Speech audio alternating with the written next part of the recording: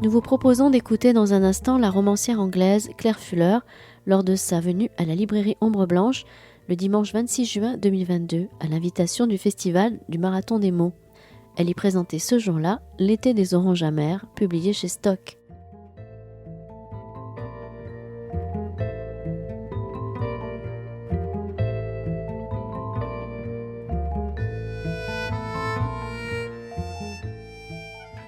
Bonjour à toutes et à tous, bienvenue donc en ce dimanche matin à la librairie Ombre Blanche dans le cadre de ce magnifique marathon des mots 2022. Alors je suis très heureux, on est nombreux autour de la table, vous allez vous demander pourquoi est-on si nombreux, mais alors il y a Claire Fuller qui est donc a signé L'été des oranges amères, dans cette très belle collection, la Cosmopolite de Stock, dont on célèbre le centenaire. Alors, L'été des oranges amères, donc vous aviez publié un mariage anglais notamment. Quelques mots sur vous, puis après je continuerai à présenter nos invités. Peut-être tu veux traduire au fur et à mesure. D'accord, ok. Benoît Sévrac qui traduira les propos, qui est lui-même écrivain. Et voilà. Vous êtes né donc à Oxfordshire, en Angleterre. Votre premier roman, Les Jours Infinis, publié en 2015 chez Stock, a remporté le Desmond Elliott Prize, et tandis que votre deuxième roman, Un mariage anglais, avait vraiment été salué par la critique et plébiscité par les lecteurs. D'entrée de jeu, je dois vous dire que j'ai vraiment adoré L'été des oranges amères. C'est à la fois un magnifique roman sur la mémoire, sur les souvenirs, sur l'été 69, mais pas seulement. J'ai beaucoup apprécié sa construction romanesque, très habile, sur des retours en arrière, il y a vraiment un grand travail. Je vois tout de suite une adaptation cinématographique possible, une atmosphère à la Daphné du Maurier. Voilà, on peut penser un peu à Rebecca par moment, beaucoup de mystères, beaucoup de choses progressivement dévoilées. Enfin voilà, donc un très beau roman, voilà, dont j'ai pris vraiment un très très grand plaisir de lecture. Benoît Sévrac donc traduira les propos, il est même écrivain, donc merci Benoît d'être présent ce matin à Ombre Blanche, et donc Raphaël Liebert qui est directrice littéraire donc de la Cosmopolite, donc cette magnifique collection chez Stock dont on fête les 100 ans. Ça a donné lieu à un livre justement où vous avez demandé, raconté par Jennifer Le Sieur, 100 ans de littérature étrangère, dans lesquels les auteurs de la Cosmopolite ont eux-mêmes choisi, écrit, lu, associés, vous ont fait part immédiatement et ont répondu présent pour parler de leur écrivaine, autrice favori ou favorite dans la collection. Et donc, Claire Fuller a écrit donc sur Carson McCullers et moi. Pourquoi Carson McCullers? Peut-être on va commencer comme ça, on commence par parler de Carson McCullers et non pas du roman, si je puis me permettre. Why Carson McCullers? I'm not sure when I first read her work or came across her work, but in 2008 I met the man who was going to become my husband. Oui, donc je suis pas sûr de quand j'ai commencé à lire son travail, mais je sais qu'en 2008, c'est l'année où j'ai rencontré celui qui allait devenir mon mari. And on I think it was maybe our third date, we decided that we would have a book club of 2 people. And The Heart is a Lonely Hunter is the book we chose. We had both read it before, but we both wanted to read it again. Oui, donc je crois que c'était peut-être notre 3e rendez-vous et nous avons décidé de fonder un club de lecture à 2.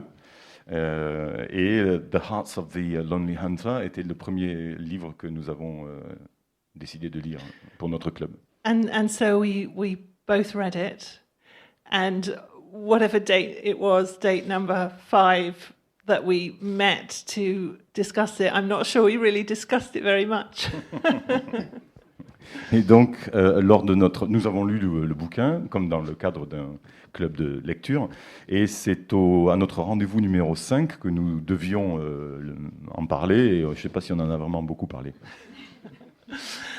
But it did remind me how much I love this book, and in fact love Carson McCullers' other writing. And this was even before I even thought that I would be a published author.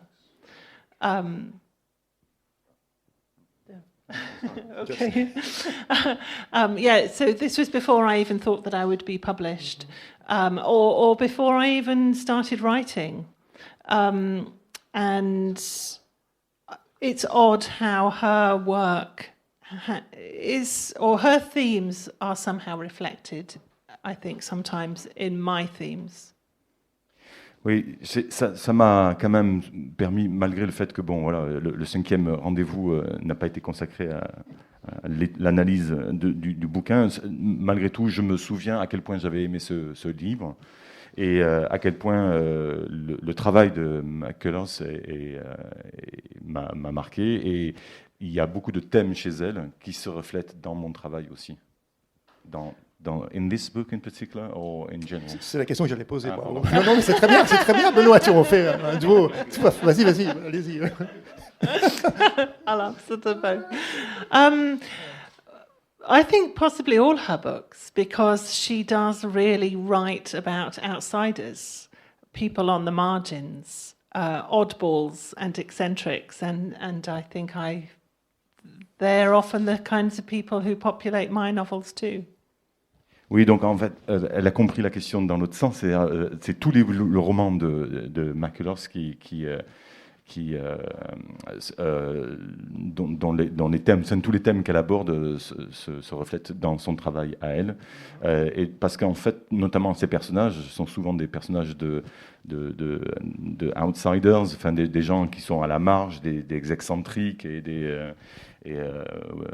ce sont tous ces gens qui peuplent les romans de Claire aussi. Alors, est-ce que c'est le cas justement de... Ah, peut-être quelques mots quand même avant qu'on parte vraiment sur le roman. Donc Raphaël Yebert, vous me disiez juste avant la rencontre, ça a été formidable parce que beaucoup d'autrices, d'auteurs ont répondu présent tout de suite pour justement écrire immédiatement, sur, j'ai envie de dire, l'auteur de la Cosmopolite. Est-ce que c'est une surprise pour vous? Est-ce que ça a été vraiment, est-ce que ça vous a conforté dans l'idée que vous avez il y a des passerelles possibles entre des questions entre les auteurs? Oui, effectivement, quand on a eu l'idée de faire ce petit livre pour fêter le centenaire de la Cosmopolite, donc en plus d'une histoire de la Cosmopolite qui raconte 100 ans d'aventure éditoriale, on a demandé à des auteurs, à nos auteurs contemporains préférés, je devrais dire, de choisir un auteur qui pour eux était emblématique dans le fond de la Cosmopolite, parce que c'est une collection qui, vous imaginez, en 100 ans, qui a des auteurs absolument extraordinaires. Ça va de Thomas Mann, Carson McCullers, Stefan Zweig, Virginia Woolf, Anaïs Nin, Yasushi Inoue, enfin vraiment la liste est sans fin. Et quand on a contacté tous ces auteurs étrangers, et donc j'ai envoyé la liste des auteurs emblématiques de la Cosmopolite, et ils ont tous, donc ceux qui avaient le temps, d'abord tout le monde, ils étaient tous très contents de participer, mais immédiatement chacun m'a répondu tout de suite en me disant oui, et moi je veux écrire sur tel auteur. Et immédiatement Claire a répondu oui, moi j'écrirai sur Carson McCullers, Le cœur est un chasseur solitaire. Et c'était amusant. Et ce qui est amusant, c'est que parfois il y avait des auteurs où parce qu'on les connaît bien, donc je n'étais pas surprise de leur choix. D'autres auteurs, on était plus surpris, ou parfois on se disait ah bah oui, en y réfléchissant un peu. Et c'est vrai qu'entre les livres de Carson McCullers et les livres de Claire Fuller, et c'est vrai que ce qu'elle dit sur les personnages, il y a vraiment finalement, j'aurais pas pensé comme ça, mais il y a une évidence quand elle le dit. Et c'était l'idée de demander donc à ces auteurs contemporains d'écrire sur les auteurs du fond. C'était vraiment d'abord d'essayer de créer un dialogue entre les auteurs d'hier et les auteurs d'aujourd'hui de la Cosmopolite, de jeter des sortes de ponts à travers les années, mais aussi à travers les continents. Parce que donc, Claire écrit sur une auteure qui est britannique, écrit sur une auteure américaine. Paolo Cognetti, qui est italien, a écrit sur l'autrice danoise Karen Blixen. Samaria Sbeg, notre autrice syrienne, a écrit sur Virginia Woolf. Enfin, vraiment, ça fait des ponts. Et finalement, ça montre ce qu'on essaie de faire et qui est de la cohérence de ce catalogue à travers 100 ans d'édition et avec des directeurs de collections qui se succèdent, qui ont sans doute des goûts différents également. Mais finalement, c'était vraiment pour nous cette réponse immédiate et enthousiaste des auteurs pour écrire et participer à ce projet nous était vraiment c'était formidable. Alors, comment se fait justement la rencontre, si je puis dire, avec Claire Fuller, qui est devenue maintenant une autrice, j'ai envie de dire, vraiment reconnue de la Cosmopolite? Comment s'est fait le point de départ? La Cosmopolite a publié le premier roman, alors c'était avant que j'arrive, donc tout le mérite ne me revient pas du tout, de l'avoir fait entrer dans la Cosmopolite.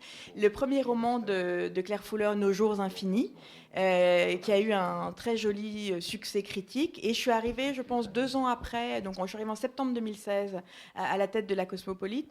Et j'ai reçu, parmi les premiers livres que j'ai reçus, c'était Swimming Lessons, qui est donc un mariage anglais en français, que j'ai lu et dont je suis tombée amoureuse à la première lecture. Donc la question ne s'est même pas posée de savoir si on continuait ou continuait pas, et peu importe qui a acheté le premier livre, c'était une évidence, il fallait continuer avec cet auteur. Et on a eu Un mariage anglais a eu vraiment un beau succès et critique et commercial. Et on a continué sur la lancée avec L'été des oranges amères. L'année prochaine, on publiera, alors j'ai pas encore le titre français, mais son dernier roman publié, qui est Unsettled Ground.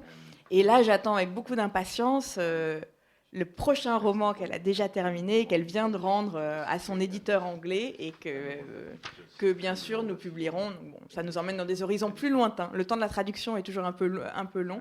Mais voilà, c'est vraiment Claire est devenue en quelques livres une des autrices contemporaines emblématiques de la Cosmopolite.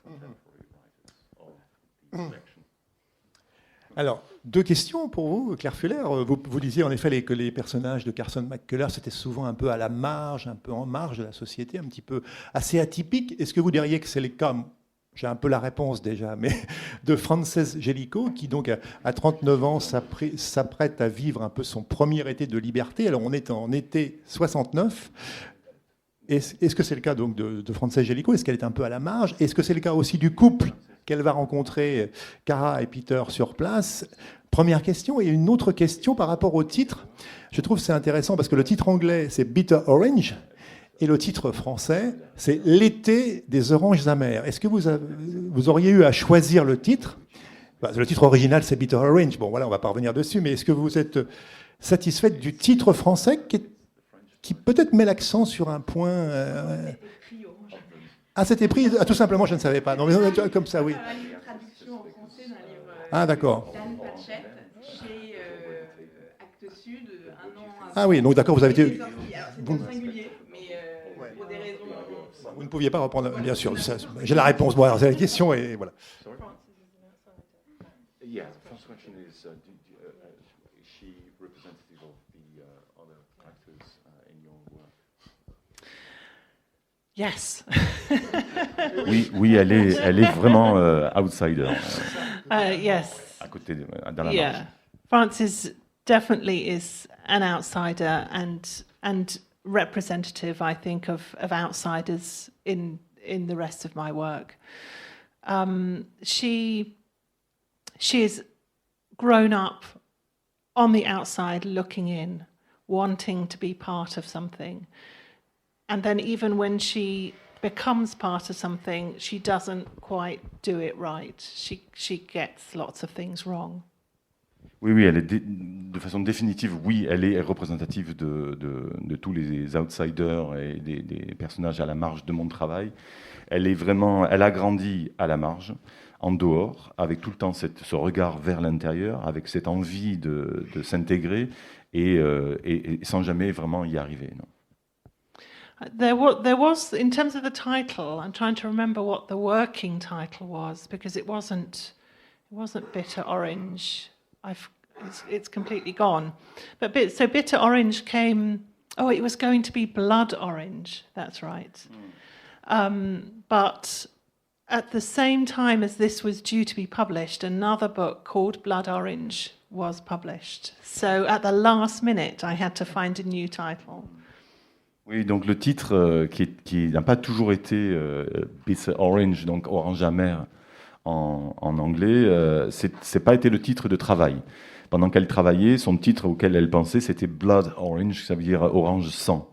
Et quand au dernier moment, au moment où il fallait sortir le bouquin, ils se sont rendus compte qu'un autre bouquin, un autre roman venait de sortir qui s'appelait Blood Orange et qui donc ne pouvait pas Who was the author of Blood Orange? I've forgotten her name, but it's a crime C'était novel. un roman un polar, quoi. Donc ils ont dû changer au dernier moment de titre. So I was upset at first, thinking, "Oh, that's my title," but then I came up with Bitter Orange, and actually, I think it's a much better title than Blood Orange because it's not a crime novel. But the thing in Bitter Orange, there is an orange tree in an orangery, and it was originally a blood orange, which is a slightly different tree to a kind of Seville orange tree. And so I had to rewrite all those sections. Oui, donc au début, elle était très très en colère, quoi. Elle était très contrariée, mais bon, elle s'est rendue compte que de toute façon, d'abord en trouvant Bitter Orange, orange amer, ça collait mieux parce que Orange sanguine, c'était quand même, ça faisait penser à un polar. Or, son roman n'était pas un polar. Et par contre, ça posait certains problèmes parce que certaines scènes se passaient dans une orangerie. Avec des oranges sanguines, donc il a fallu ces scènes-là, il a fallu les réécrire. But the French title, the Summer of Bitter Oranges, I think works really well because it is set over a very short period and a very hot English summer. So it helps with that suggestion, I think, and just the word, still keeping the word bitter in there, I think adds. It shows that this isn't some lovely idyll, beautiful summer where lots of lovely things are going to happen. It's quite dark.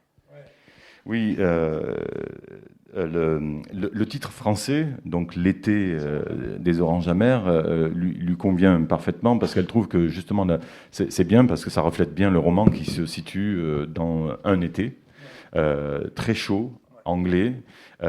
Et c'est ramassé sur cette période de temps, c'est qui est très bien, mais le fait d'avoir gardé le mot amer indique quand même que ça va pas être un été tranquille, paisible, à l'ombre, avec voilà. Non, c'est sombre.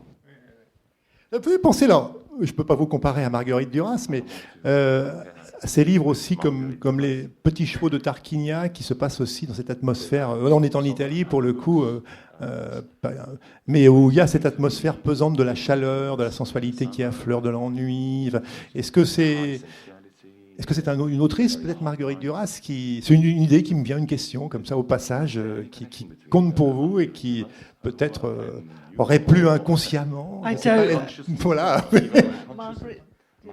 Marguerite Duras. No, I've never read any, I'm afraid, so no. Donc elle n'a pas lu de Marguerite Duras, donc elle. Perhaps I should. Est-ce que le personnage, alors, pourquoi elle était 69 ? C'est ça qu'à un moment donné, je crois que Frances Gélico parle un peu de l'évolution des comportements humains, justement dans une période qui se transforme, la libération sexuelle, l'ouverture. Est-ce que pour vous, il était dès le départ, commençant à écrire, que vous aviez l'idée de choisir l'été 1969 voilà, comment vous est venue cette idée ? Et c'est vrai qu'à un moment donné, elle dit à plusieurs reprises, je crois Frances dit en effet maintenant cette habitude de se toucher, notamment de se prendre dans les bras, de se lâcher. Enfin, si je puis dire. Voilà.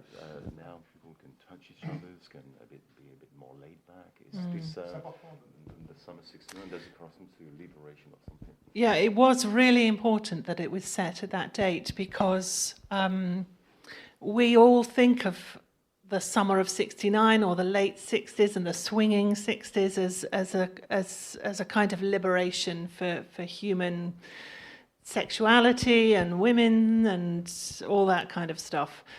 But I wanted to show that life was not like that for everybody because that is how we think of the '60s, the late '60s. But for Frances, it really didn't work like that. She does go to London and she doesn't see the swinging '60s.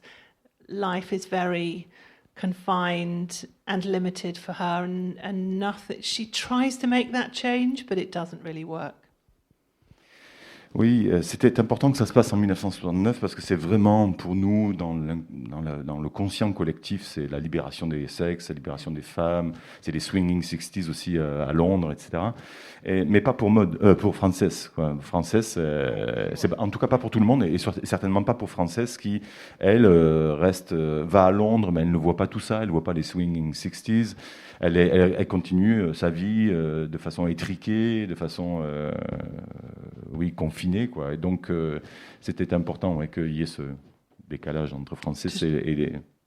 Yeah, show the contrast. Yeah, Yes, voilà. yeah.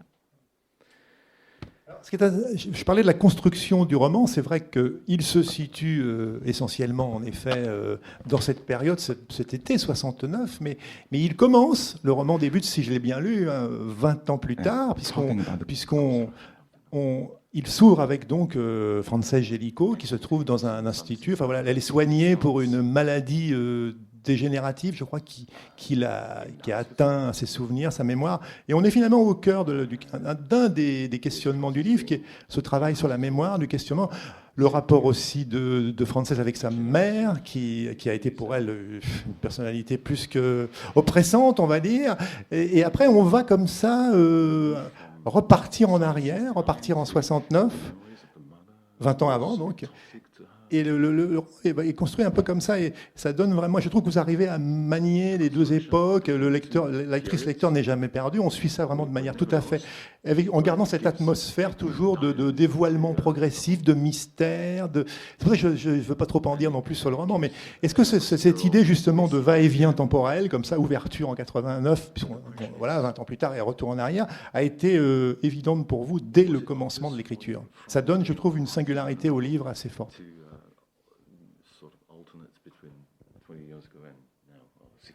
Yeah. I really didn't want to write such a complex novel. I set out to write something chronological and simple after I had finished Swimming Lessons, my previous novel. I thought that was so complicated with letters and the present day narrative.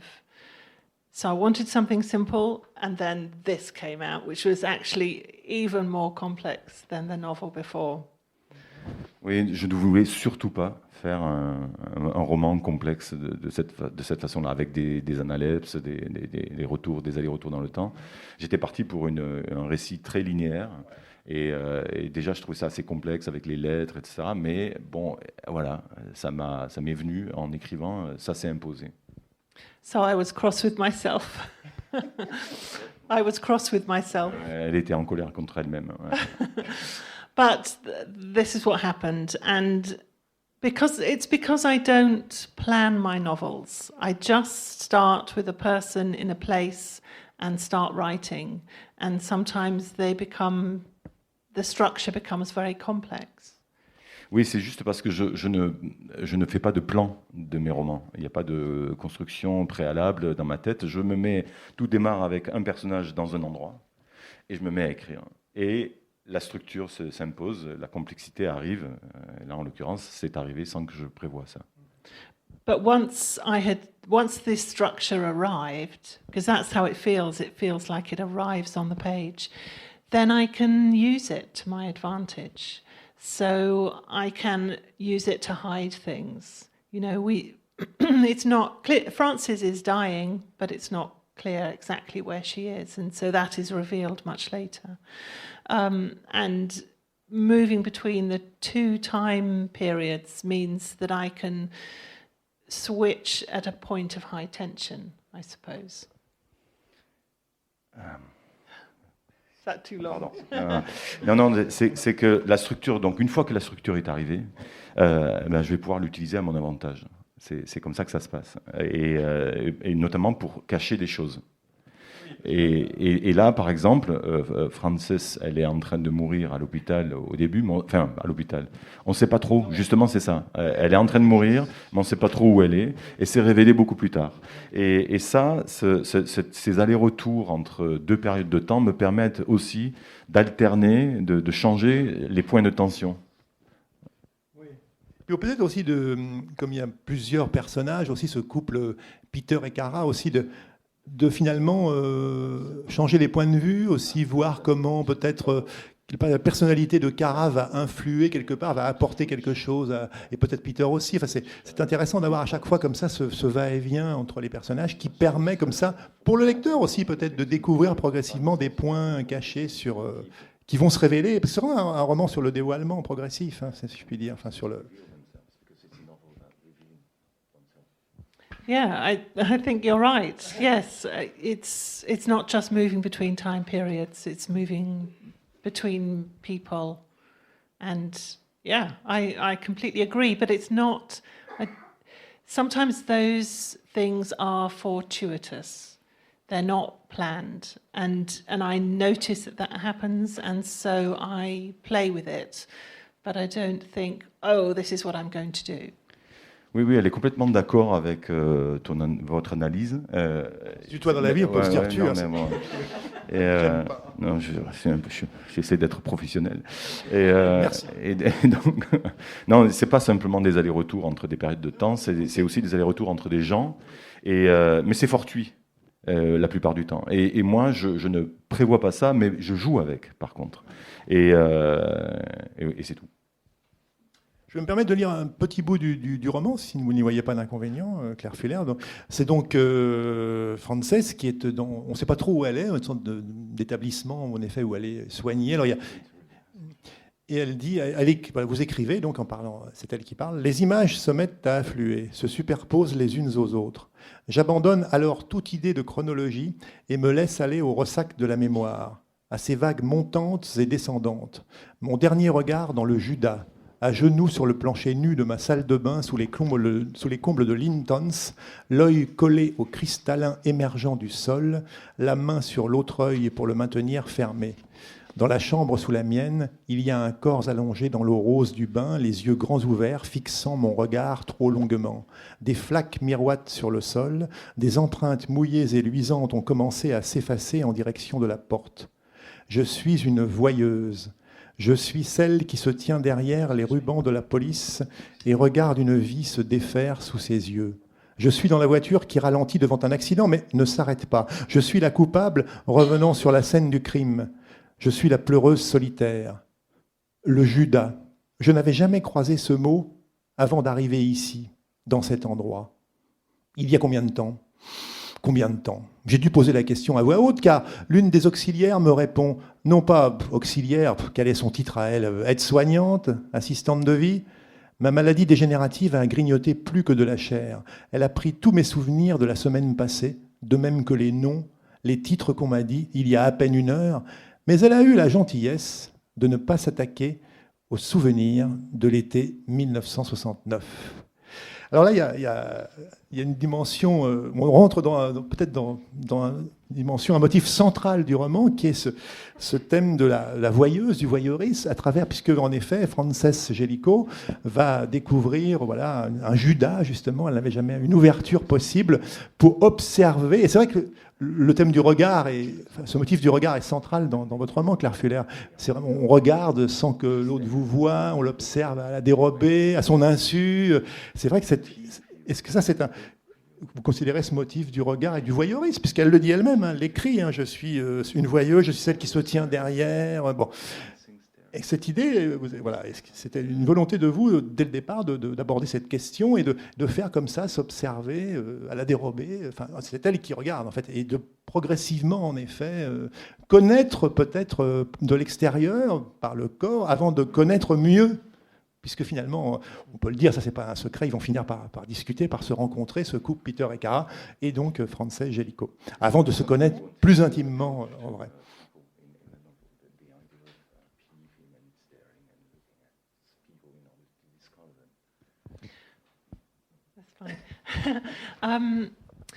Well, because I didn't set out with a plan, it wasn't something that I thought I wanted to do to begin with, but because the start of the novel, the inspiration for the novel was Frances looking through the Judas hole that she finds in her floor and spying on her neighbours. So once that was the start of what I wrote, although how it starts is slightly different. I knew that the novel was going to be about voyeurism and spying on people and eyes and all that sort of thing. Oui, c'était encore une fois parce que ce n'était pas prévu, puisqu'il n'y a pas de planification. Je ne savais pas que j'allais vouloir faire ça. Mais ce que je sais, c'est que l'inspiration première a été cette scène-là, le regard de Francis à travers le trou du Judas et qui observe la salle de bain. Et donc, à partir de là, je savais que ça allait être à propos de... Le voyeurisme allait être le thème du roman. Et ça, c'est tout ce que je savais. Voilà. C'est que oui, ce serait l'histoire du regard et de l'œil et du voyeurisme. Ouais. And because I feel that it's quite a gothic novel, and voyeurism is a definite theme in voyeuristic... or in Gothic novels, spying on people, sexual obsession, all that kind of thing comes into Gothic fiction. And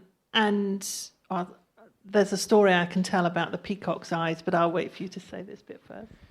Oui, parce que je pense aussi que le roman est en partie gothique et que dans la littérature gothique, le voyeurisme, l'obsession sexuelle, l'idée d'espionner les gens sont des thèmes récurrents dans la littérature gothique, donc ça fait sens.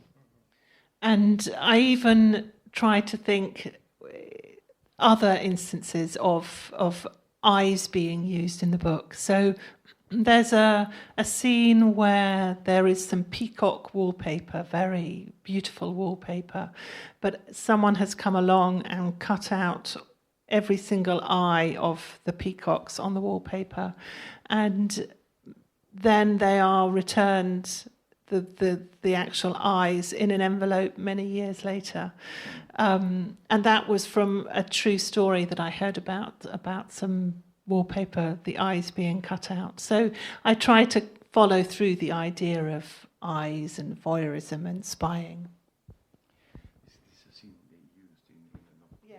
Oui, donc il y a d'autres exemples dans le roman de scènes qui font référence à l'œil aussi.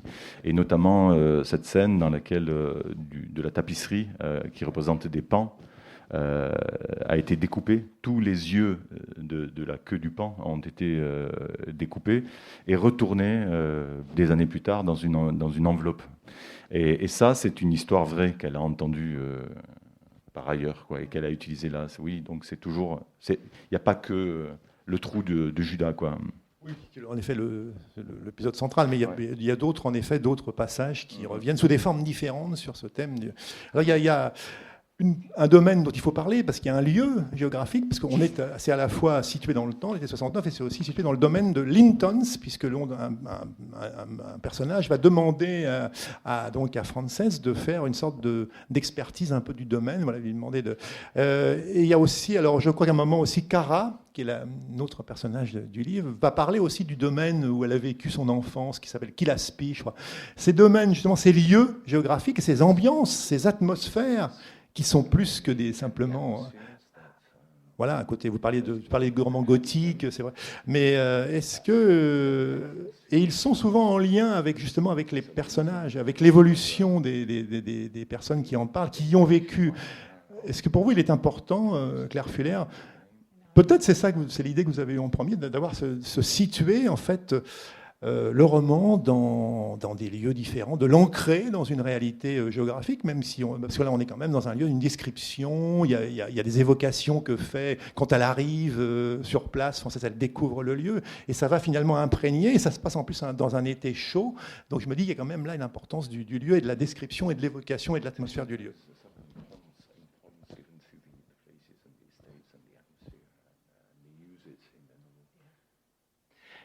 Yes, I mean, sense of place is very important to me in my writing. I don't know if there is a French term for that in terms of writing, sense of place. L'importance, non. Elle dit que le sens du lieu, donc et elle cherche une expression équivalente en français où elle me pose la question. le repérage spatial, je ne sais pas, c'est compliqué. Non, Okay, but in English, when we talk about writing, often sense of place is a very important thing, and it is very important. unité for de me. lieu, peut-être, on dirait non. C'est encore autre chose. Les lieux, c'est dans le théâtre, Sorry, unité de- sorry, I'm interrupting. Oh, yeah, Just sorry. because Yeah, something don't came worry. up. Yeah. Actually, it's wrong. Don't worry. So the place Linton's almost becomes a character in the novel. It's almost as important as the characters, and I don't want to give away the ending, but for me it's Linton's who reappears, which reappears at the very end of the novel, and the same with Cara's house in Ireland. And I think that's partly to do with Gothic fiction as well. You know, often the place is really important.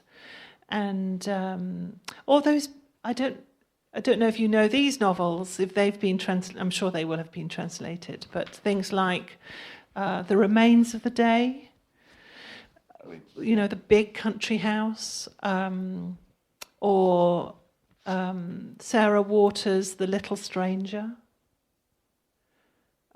These all feature big country houses, or Brideshead Revisited by Evelyn Waugh. They're all books that I love. Sorry, I've gone on too long. Non, non.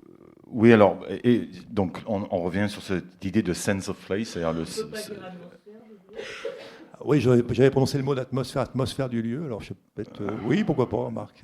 Non. Ouais, enfin, Ouais, vous on voyez va l'idée, prendre l'idée, ce que hein, le sentiment des lieux ou l'atmosphère du lieu. sentiment des- C'est ça, oui, c'est très important dans son écriture. Bon, c'est un thème qui revient fréquemment dans les propos des auteurs, mais pour elle en particulier, c'est important. Et Linton est devenu un personnage quasiment aussi important que les autres personnages du roman. Linton, c'est donc le domaine dans lequel l'action se passe.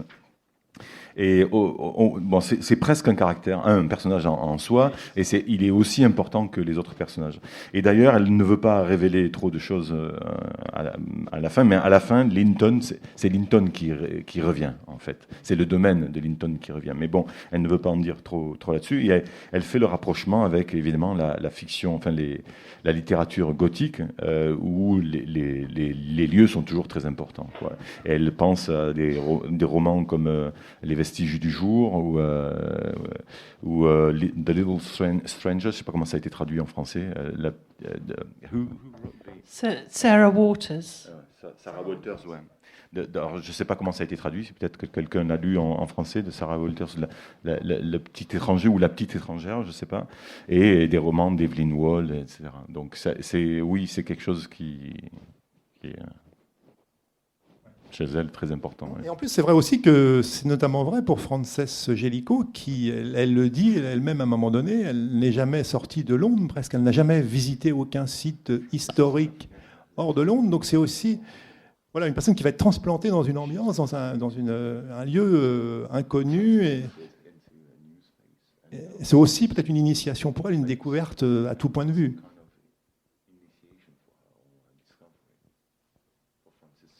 Puisqu'elle ne connaît aucun lieu historique quasiment. Elle l'écrit, elle le dit à un moment donné. Je n'ai jamais eu le plaisir de visiter aucun lieu historique en dehors de Londres. Elle reçoit cette lettre justement de Monsieur Lieberman qui lui dit voilà. Yes, she's suddenly transplanted, because she's been with her mother in London, and then she's suddenly in this place without having been able to visit anywhere else. So, I'm not sure what your question is, but I agree. She finds life difficult because she hasn't had any experience beyond where she's been with her mother and now in Linton's. Oui, elle est Frances, effectivement, a toujours vécu à Londres avec sa mère. Elle s'occupait de sa mère. Et oui, le fait d'être tout d'un coup catapulté à Linton, c'est un lieu nouveau et ça rend la vie difficile pour elle, qui n'a jamais connu d'autres lieux finalement que Londres. Ouais. Donc, elle n'est pas sûre de la question, mais c'est ça, c'est exactement ça. La transplantation. Mais elle est d'accord avec l'affirmation. It's a good answer. You understand my question. Il y a cette évocation aussi de la nature du lieu, de la beauté, des plantes, des fleurs, du lac. J'allais au lac ce premier matin, quittais la maison, c'est page 35, quittait la maison par la porte de service, contournait la façade et passait sous les immenses colonnes du portique jusqu'au bas des larges marches. Le jardin formel, autrefois composé de plantations et de haies ordonnées, avait gagné l'avant de la maison, avalé les premières marches, les ronces transperçaient la pierre et s'insinuaient dans ses moindres failles. Les épilobes de valériane et de laurier s'étaient ensemencés. Les buissons de lilas, jamais taillés, s'étaient dégingandés. Les fleurs avaient bruni, tandis qu'un chèvrefeuille rampant ou l'ornicera avait escaladé le liseron ou convolvulus. Il fut un temps, songeais-je, où le lac et le pont devaient avoir été visibles depuis la maison. Mais à présent, j'avais dû me frayer un chemin à travers la végétation, m'efforçant de suivre le tracé d'un chemin bordé d'orties qui menait à une rangée de huttes nicènes dont les toitures bombées suffoquaient sous le lierre. Je regardais à travers les fenêtres perforées. Il était évident, à l'odeur et au chaos qui y régnait, que leur utilisation la plus récente avait été celle de poulailler. Tandis que je louvoyais entre de monstrueux rhododendrons, bordant une volée de marches érodées, dont la pierre avait rosi sous les boutons de fleurs échouées et fanées, je ne pouvais m'empêcher de penser à ce que j'allais sans doute découvrir. Un pont palladien plus élégant encore que ceux des parcs de Wilton ou de Prior, plus large que celui de Stowe, et contrairement à celui de Stourhead, le mien aurait un temple en son sommet. Vous voyez, c'était déjà le mien, ce serait ma découverte.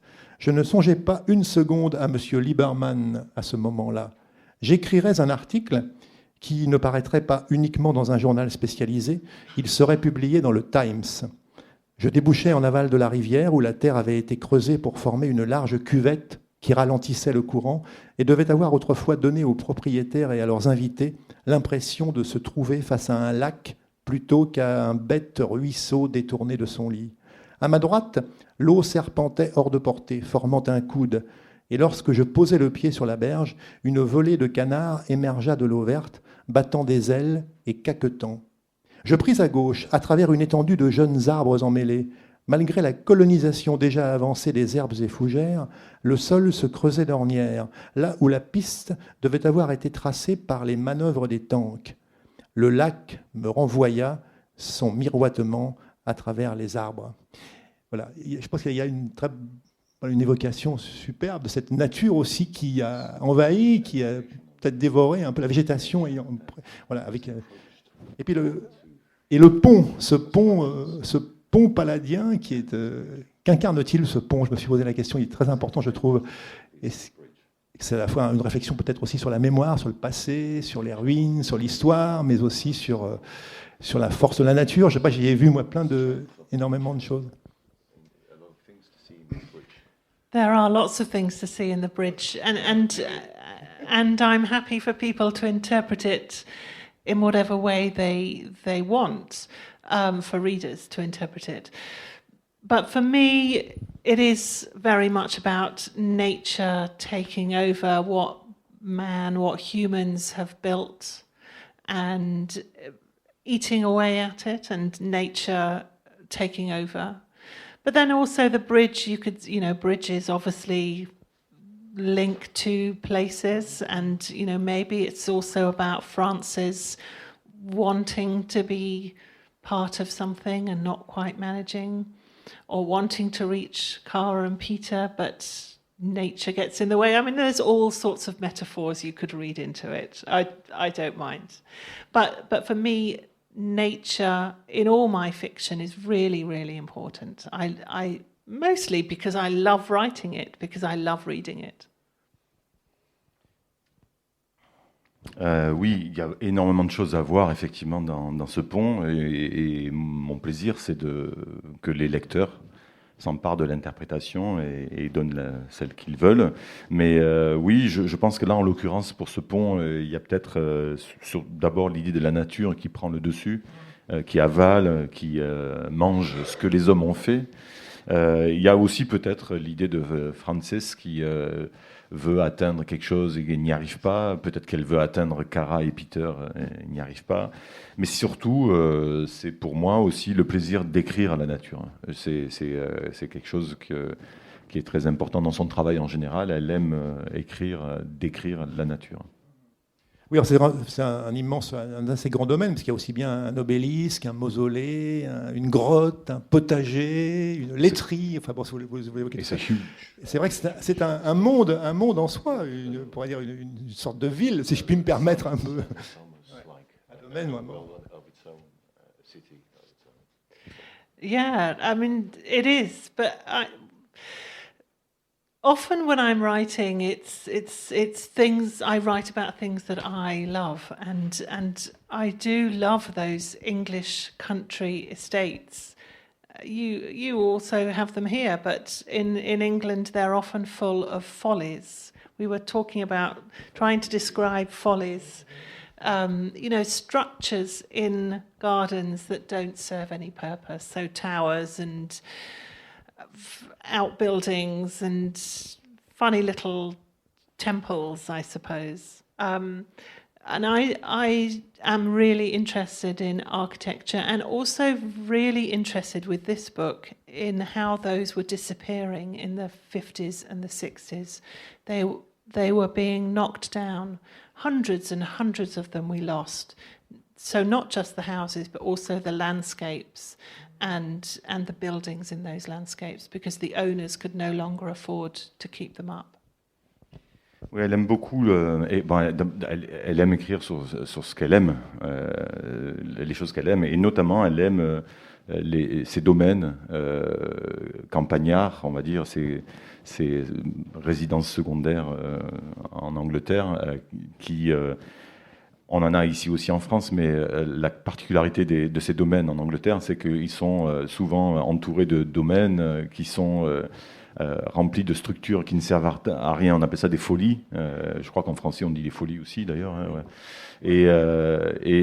Donc ce sont des choses, on trouve des structures qui ne servent à rien, des ponts, des pyramides, des temples, des petits temples comme ça, mais vraiment des folies qui ne servent à rien. Son propos, c'est aussi parce que dans les années 50-60, l'Angleterre en a perdu des centaines et des centaines parce que les propriétaires n'avaient plus les moyens de les entretenir, donc il y en a beaucoup qui ont été rasés. Et voilà, c'est aussi un moyen de les entretenir ou de les faire vivre. Et on pourrait rapprocher ça aussi du domaine dont vient Cara, je le disais, le domaine de Killaspie, la propriété qui se trouve en Irlande, là pour le coup, il me semble bien, si je me rappelle. C'est en Irlande, je crois, puisqu'elle vient de... Et qui est important aussi pour elle dans son histoire personnelle, l'histoire qu'elle va progressivement raconter également, dont on ne va pas dire grand-chose, évidemment, on va laisser les lectrices et lecteurs le fait de le découvrir, mais c'est vrai que ces deux lieux, finalement, incarnent, sont des personnages à part entière, j'ai envie de dire. Parce que c'est...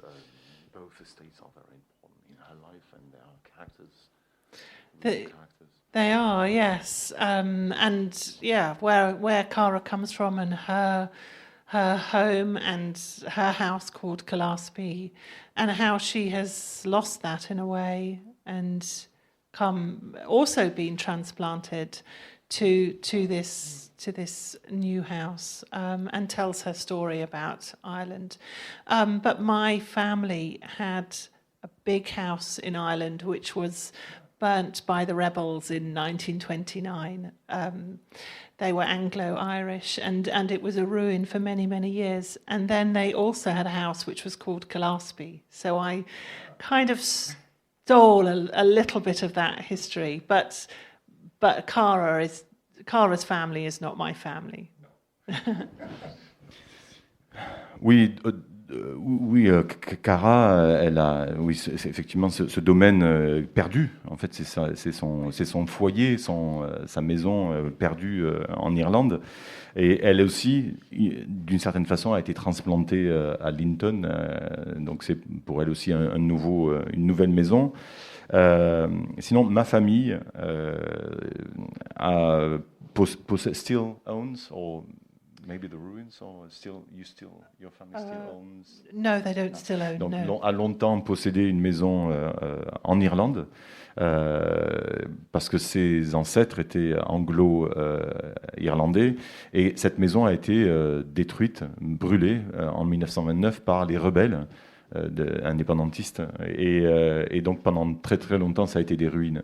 Donc mais malgré cela, alors c'est peut-être, voilà, il y a un écho avec son histoire personnelle, mais malgré ça, ma famille n'a rien à voir avec la famille de Cara. Hein. C'est vrai qu'après, il y a ces relations triangulaires, on va dire, on peut en dire quelques mots, mais moi, exprès, je ne souhaite pas rentrer, qui sont entre Peter, Cara et donc Frances, qui vont se découvrir progressivement, qui vont finir par se rencontrer. Ça va. Là aussi, c'est un processus très progressif. Et vont finalement apprendre à un moment donné à vivre ensemble, à passer des soirées ensemble, à boire du vin ensemble, à se découvrir.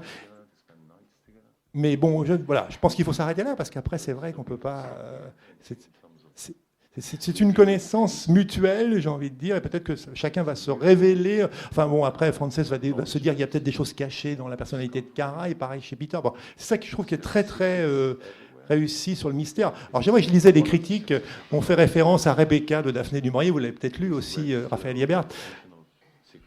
Voilà, Rebecca, Daphné du Maurier, ça vous fait plaisir quand on vous dit ça? Ça vous touche, Claire Fella?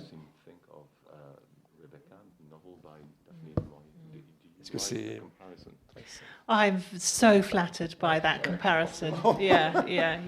It's a novel that I absolutely love. And yeah, I should have mentioned it when I was mentioning all those Gothic novels and great big country houses. For somebody to compare this with that is, in a positive way, is a wonderful thing. It wasn't at all that I tried to base this novel on that or necessarily even be influenced by it, but just... I can't remember how many times I've read Rebecca, but it's just kind of always been there. And so I'm sure that it has come out in this book. But that's a lovely thing. Oui, je suis effectivement très flatté par la comparaison et elle a adoré le roman Rebecca, donc elle est très, très flattée par ça. Et effectivement, dans l'évocation tout à l'heure de littérature gothique et de toute l'importance de ces domaines, de ces maisons, de ces résidences, elle aurait dû penser à Rebecca, évidemment. Elle n'a pas nécessairement voulu, ou elle pense même pas avoir été directement influencée par Rebecca dans l'écriture de ce roman, donc c'était pas quelque chose auquel elle a pensé de façon consciente, mais elle ne sait plus le nombre de fois où elle a lu Rebecca, donc nécessairement ça a dû infuser, quoi, et ça doit être présent là. Puis avant de passer peut-être sûrement même la parole au public, peut-être il y a un point aussi qu'on n'a pas abordé, qui est en effet la sensualité aussi du texte, à travers justement cette ambiance aussi, cette atmosphère estivale, chaude. À un moment donné aussi, c'est l'odeur des murs, l'été, c'est les oranges. Mais c'est vrai qu'il y a beaucoup d'évocations, on a parlé de la nature, mais aussi d'odeur, de toucher, voilà. Et du coup, c'est peut-être aussi une période propice au dévoilement également aussi, et à l'ouverture aussi. L'ouverture aux autres et aussi et au ressenti et à la sensation première, la sensualité, voilà.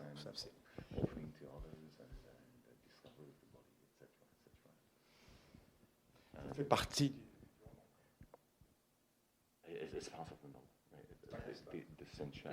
Yeah. Could you elaborate? Okay.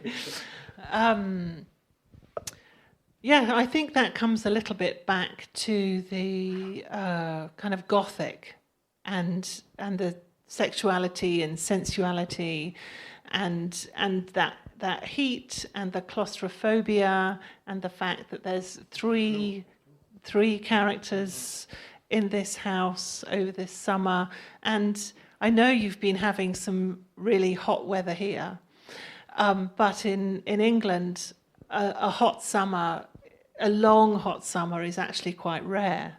And I think certainly what happens in England is people start to behave in a way that they don't normally behave. You know, there's a cliche of the English being quite buttoned up, you know. But in a hot summer, then everything comes off, and people express themselves more. People, they're just kind of more open, looser, more expressive, and I think I was trying to evoke that in this novel too. Oui, ça fait aussi partie de ces traits de la littérature gothique, la sexualité, la sensualité, la chaleur, la claustrophobie. Et là, on a 3 personnes dans une même demeure. Bon. Mais il y a aussi le fait qu'elle sait qu'ici, on a des étés chauds, mais en Angleterre, un été long et chaud, c'est rare. Et quand ça arrive, les gens... elle sait que les Anglais ont une réputation de un peu, on va dire, collet-monté, ou pour rester poli, quoi, un peu coincé, quoi. Et quand les chaleurs montent, quand l'été est chaud et long, les gens se comportent de façon inhabituelle. Et oui, ils sont un peu plus relâchés, plus détendus, ils défont les boutons et ils sont plus ouverts, et ils sont aussi plus relâchés, quoi, et ouverts. Donc c'est quelque chose qu'elle voulait. C'est ce qui se passe dans le roman aussi, quoi. So what was the word for buttoned up? The polite version is collet-monté. Collet-monté. Collet-monté, and no, it's not rude, but it's a bit more familiar. Is coincé, stuck up. Collet-monté, c'est pas mal. Ça. Ouais.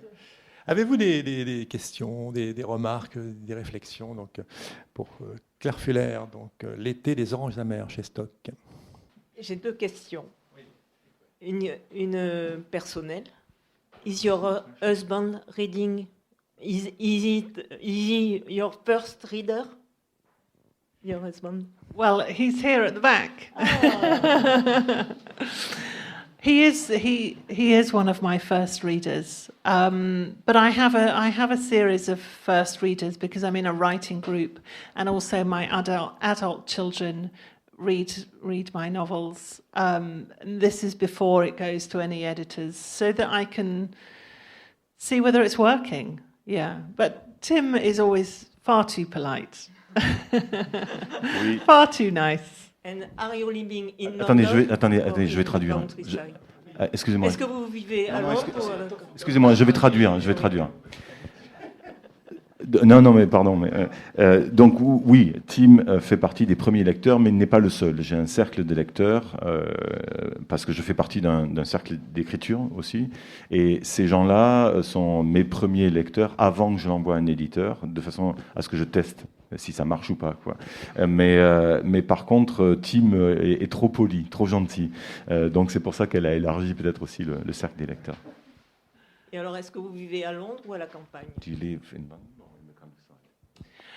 Well, I have lived for the past 16 years in a small city called Winchester, which is an hour... With a big cathedral. With a big cathedral, yes.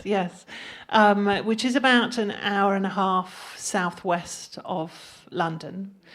But 3 days ago, I'm already losing time, we moved house to the countryside. So we moved 4 miles from Winchester into a village, into a converted chapel. To come here, we've just left it. All the boxes, all the unpacking still to do. It's just a mess, but we will get back to it. Oui, donc on a vécu 16 ans à Winchester, donc qui est à 1h30 au sud-ouest de Londres.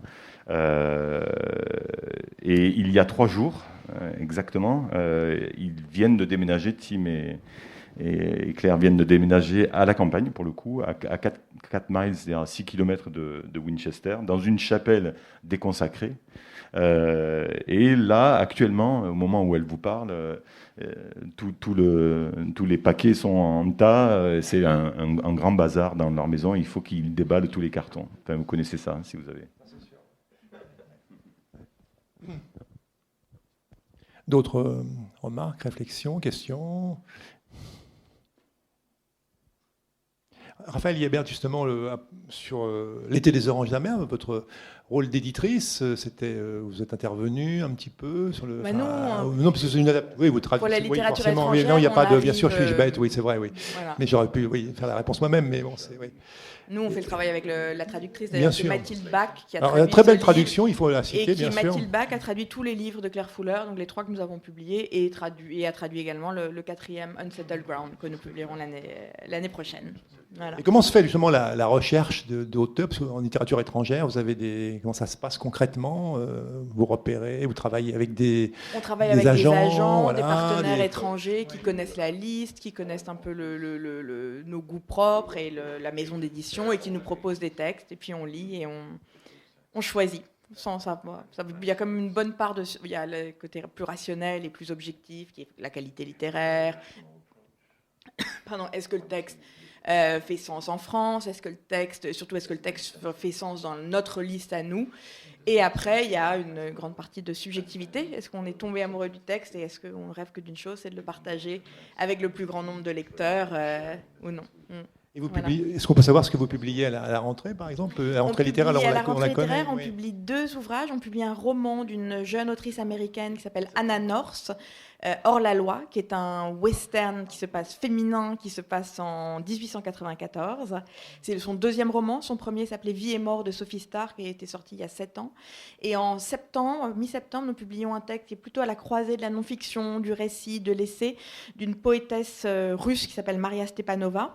Et c'est donc son premier livre en prose, en mémoire de la mémoire, que nous publions. Et c'est un texte qui a eu un très grand succès à l'international, puisqu'il a été traduit dans 28 langues. C'est un texte qui questionne la mémoire, 100 ans d'histoire russe, et qui mêle l'histoire personnelle avec la grande histoire. Voilà, pour la rentrée. Et le prochain Claire Fuller, il sortira quand? Il sortira en 2023. Nous n'avons pas encore statué sur la date, printemps ou rentrée littéraire. Mais ça va venir vite, soyez patients.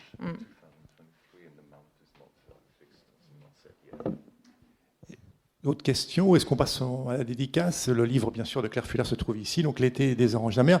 Merci Raphaël Yébert, merci beaucoup Benoît Sévrac pour la traduction. Merci beaucoup Claire Fuller, thanks to go to in Ombre Blanche today. Merci et bonne continuation de marathon, et merci à vous, votre attention et de vos questions. Merci et bon dimanche. Et puis dédicace tout de suite. Merci. Merci.